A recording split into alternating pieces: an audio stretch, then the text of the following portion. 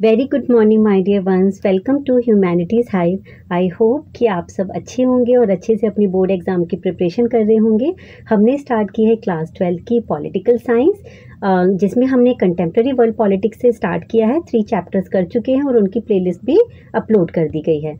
4th chapter हमारा चल रहा है इंटरनेशनल ऑर्गेनाइजेशन, और आज हम इसका लास्ट टॉपिक करेंगे implications and future of international organisation. इसने पहले जितने भी हमारे टॉपिक्स थे, जो भी सीबीएसई के सिलेबस के अकॉर्डिंग है, वो सारे हमने कवर कर लिए हैं।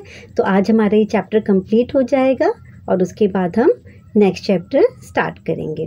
ओके, तो आज का जो टॉपिक है implication and future of United nation, तो सबसे पहले हम the UN in unipolar world करेंगे और उसके बाद वो लास्ट टॉपिक करके चैप्टर वाइंड अप करेंगे। With the collapse of the Soviet Union, the United States was the only superpower left in the world. Unipolar world क्यों यूज़ किया? क्योंकि 1991 में यूएसएसआर का कोलैप्स हो गया, वन सुपर पावर रह गई, दैट इज यूएसए। अब जब वर्ल्ड में एक ही सुपर पावर रह गई है, तो ऐसे में बहुत सारे क्वेश्चन वर्ल्ड पॉलिटिक्स में कंट्रीज़ के सामने आते हैं कि किस तरह से यूएसए की हेजीमनी को ओवरकम किया जाए, उसके डोमिनेंस को कम किया जाए, उसके इन्फ्लुएंशियल रोल को कम किया जाए। Okay, the question is how to deal with the US hegemony in a unipolar world, क्योंकि पहले तो बाइपोलर वर्ल्ड था 45 to 1991, जब यूएसए और यूएसएसआर थे। अब यूनिपोलर वर्ल्ड है after the collapse of USSR. Are the world leaders in a position to tell the USA what is right and good for the world at large? क्या world के other countries इस position में हैं कि वो USA को बता सके क्या सही है क्या गलत है? No. Can they help maintain a balance of power in world politics? क्या एक कंट्री का इतनी ज़्यादा पावरफुल होना, क्या एक balance of power world politics में मेंटेन हो पाएगा इस तरीके से? There is no doubt that it is going to be difficult. Why? इसके पीछे रीज़न क्या है? आपने पढ़ चुके हो सारा यूनाइटेड नेशन के ऑर्गेनाइजेशन में कि किस तरह से यूएसए, अगर हम यूनाइटेड नेशन के कंट्रीब्यूशन की बात करें, बजट की बात करें, तो सबसे ज़्यादा कंट्रीब्यूशन यूएसए दे रहा है। मिलिट्री पावर की बात करें, इकोनॉमिक पावर की बात करें, तो यूएसए वर्ल्ड की मोस्ट पावरफुल कंट्री है। The United States on account of its military capability can rudely ignore the international organisation. सबसे अच्छा एग्जांपल है 2003 में जब इराक में इन्वेजन किया था। With in 72 days of the invasion of Afghanistan. Afghanistan में इन्वेजन कब किया था? जब 9/11 अटैक हुआ था अमेरिका पे, तो उसके अगेंस्ट तालिबान और अलकायदा के अगेंस्ट यूएसए ने क्या चलाया था? ऑपरेशन एंड्यूरिंग फ्रीडम 9/11 अटैक के बाद। और अफगानिस्तान में इन्वेजन किया था 2001 में। ओके, और क्यों किया था? ताकि तालिबान रिजाइम को वहाँ से जड़ से ख़त्म किया जाए, वहाँ पे डेमोक्रेसी लाई जाए। ठीक है, वो तो चलो हमें समझ में आया कि हाँ, तालिबान ने 9/11 अटैक किया तो उसके अगेंस्ट वर्ल्ड की सारी कंट्रीज़ एक साथ आईं और फिर ऑपरेशन एंड्यूरिंग फ्रीडम में यूएसए को सपोर्ट किया। बट उसके तुरंत थोड़े टाइम बाद ही इराक में इन्वेजन किया गया। President Bush began planning for the war in Iraq. The UN Security Council never passed any resolution authorizing the invasion of Iraq, which began on 20 March 2003. United Nation ने कोई resolution पास नहीं किया था और कि इराक में इन्वेजन किया जाए, बट उसके बावजूद भी यूएसए ने इराक पर अटैक किया। और रीज़न क्या दिए? कि इराक के पास वेपन्स ऑफ मास डिस्ट्रक्शन है, WMD।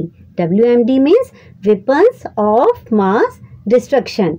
और इराक में जो इराक है वो अलकायदा को सपोर्ट कर रहा है, तो इसी रीज़न से हमने इराक में इन्वेजन किया। ये रीज़न दिया यूएसए ने, लेकिन यूनाइटेड नेशन इन्वेजन के बिल्कुल अगेंस्ट था। बट उसके बावजूद तो यहाँ पे देखो ये क्वेश्चन मार्क है कि किस तरीके से यूनाइटेड नेशन जैसी ऑर्गेनाइजेशन भी उसको नहीं रोक पाए।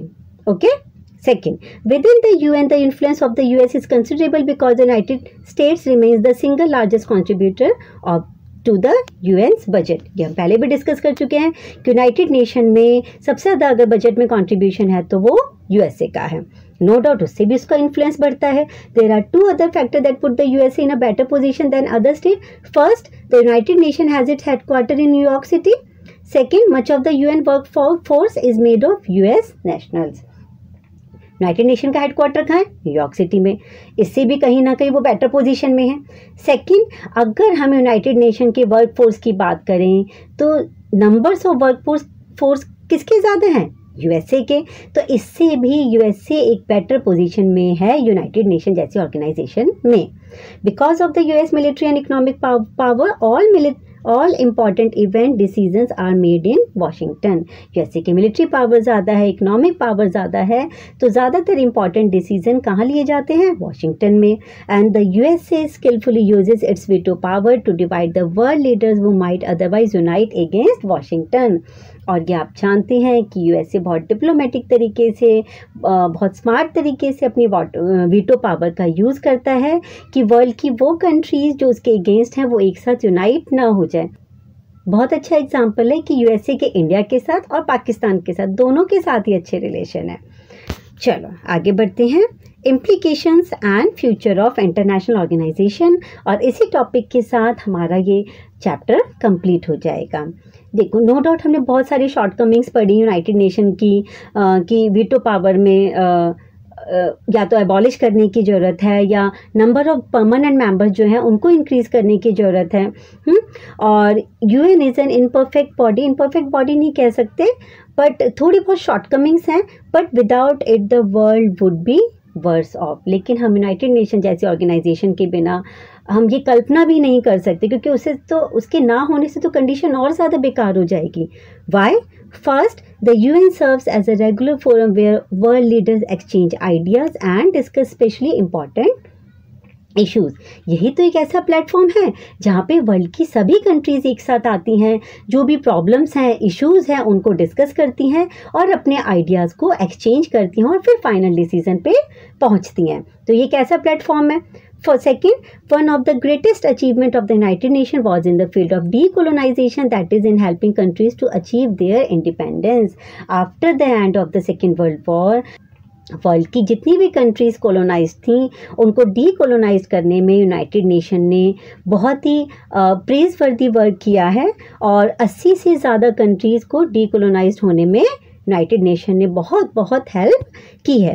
तो United nation stood up for human rights everywhere. कल भी हमने डिस्कस किया amnesty international, human rights watch, कि किस तरीके से वो ह्यूमन राइट्स वियोलेशन को रोकती है और उनके लिए रिपोर्ट तैयार करती है और अवेयर रहती है कि इंटरनेशनल लेवल पे वर्ल्ड की किसी भी कंट्रीज़ में, चाहे वो माइग्रेटेड पीपल हो, चाहे बच्चे हों, चाहे वुमेन्स हों, ओके, किसी के, चाहे प्रिजनर्स हों, किसी के भी ह्यूमन राइट्स का वियोलेशन ना हो। UN peace keeping forces have been active in many three top conflict such as Angola, Kuwait, Bosnia, और टाइम पे चाहे जिस भी कंट्रीज़ में अगर कुछ कॉन्फ्लिक्ट्स होते हैं तो ऐसे में United nation peace keeping force भेज के वहाँ पे पीस मेंटेन करने के बहुत ही प्रेज़वर्दी वर्क किया है। इसके अलावा आप साइप्रस देख लो, लेबनान का इशू देख लो, डेमोक्रेटिक रिपब्लिक ऑफ कॉन्गो देख लो, जहाँ पे यूनाइटेड नेशन की पीस कीपिंग फोर्स ने बहुत ही कमेंडेबल वर्क किया है। हमने जब श्रीलंका, सिंघालीज और तमिलियन का कॉन्फ्लिक्ट पढ़ रहे थे, वहाँ पे भी पीस कीपिंग फोर्स भेजी गई। ओके, उसके बाद fifth, the UN activities devoted to economic and social advancement like providing food, shelter, medical aid and education are really worthy of praise. इसके अलावा हमने कितनी सारी एजेंसीज़ हैं, ILO है, WTO है, वर्ल्ड बैंक है, IMF है, जो इकोनॉमिक और सोशल एडवांसमेंट के लिए कितना प्रेज़वर्दी वर्क कर रही हैं, डेवलपिंग कंट्रीज़ को लोन प्रोवाइड करती हैं। इसके अलावा उन्हें टाइम पे गाइड भी किया जाता है, फूड, शेल्टर, मेडिकल फैसिलिटीज़ दे रही हैं, लिटरेसी को इम्प्रूव करने के लिए काम कर रही हैं। तो इन सारी फील्ड में यूनाइटेड नेशन बहुत प्रेज़वर्दी वर्क कर रही है। The challenges of globalisation and interdependence of economies made international organizations such as the United Nations absolutely necessary for each other's benefit। और अब at present जब ग्लोबलाइजेशन का टाइम है, लिबरलाइजेशन का टाइम है, जब वर्ल्ड की सभी कंट्रीज़ ने ओपन डोर पॉलिसी को अडॉप्ट किया है, आपस में ट्रेड कर रही हैं एक दूसरे के साथ, इंटरडिपेंडेंस हैं, तो ऐसे में वर्ल्ड बैंक या IMF जैसी ऑर्गेनाइजेशन बहुत ही प्रेज़वर्दी वर्क कर रही हैं और इससे सभी कंट्रीज़ को बेनिफिट है। ठीक है, तो कितनी सारी शॉर्टकमिंग्स होने के बावजूद भी हम ये बिल्कुल इमेजिन नहीं कर सकते कि यूनाइटेड नेशन जैसी ऑर्गेनाइजेशन के बिना वर्ल्ड की क्या कंडीशन होगी। ठीक है, और जितनी भी सिविलाइज्ड कंट्री हैं वो यूनाइटेड नेशन के जो भी डिसीज़न होते हैं या वहाँ पे जो भी बात कही जाती है वो उसको फॉलो करती हैं। ओके, तो यहाँ पे हमने सीबीएसई के सिलेबस के अकॉर्डिंग जो 2025-26 का सिलेबस है सारे टॉपिक्स कवर कर लिए हैं। किसी भी बच्चे को किसी भी टॉपिक में कोई डाउट हो तो वो कमेंट सेक्शन में पूछ सकते हैं। और इसी के साथ थैंक यू, बाय, पढ़ते रहिए, मुस्कुराते रहिए, बाय।